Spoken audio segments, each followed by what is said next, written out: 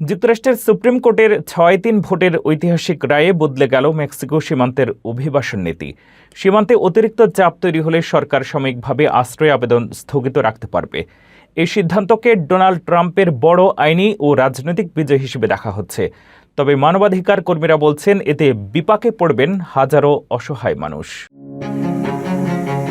যুক্তরাষ্ট্রের অভিবাসন নীতিতে বড় ধরনের পরিবর্তনের পথ খুলে দিল দেশটির সুপ্রিম কোর্ট। ৬-৩ ভোটের রায়ে আদালত জানিয়েছে, সীমান্তে অতিরিক্ত চাপ তৈরি হলে সরকার আশ্রয় প্রার্থীদের আবেদন গ্রহণ সাময়িকভাবে স্থগিত রাখতে পারবে।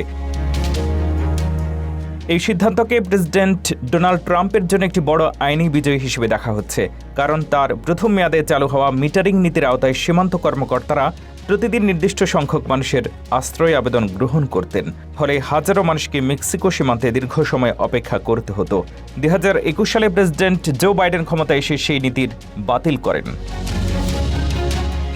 রায়ে সংখ্যাগরিষ্ঠ বিচারপতিরা বলেন, কোনো ব্যক্তি যুক্তরাষ্ট্রের ভূখণ্ডে প্রবেশের আগে তাকে আইনের দৃষ্টিতে দেশটিতে পৌঁছেছেন বলে বলা যাবে না। তাই সীমান্ত কর্মকর্তাদের উপরে তার আশ্রয় আবেদন গ্রহণের বাধ্যবাধকতা নেই।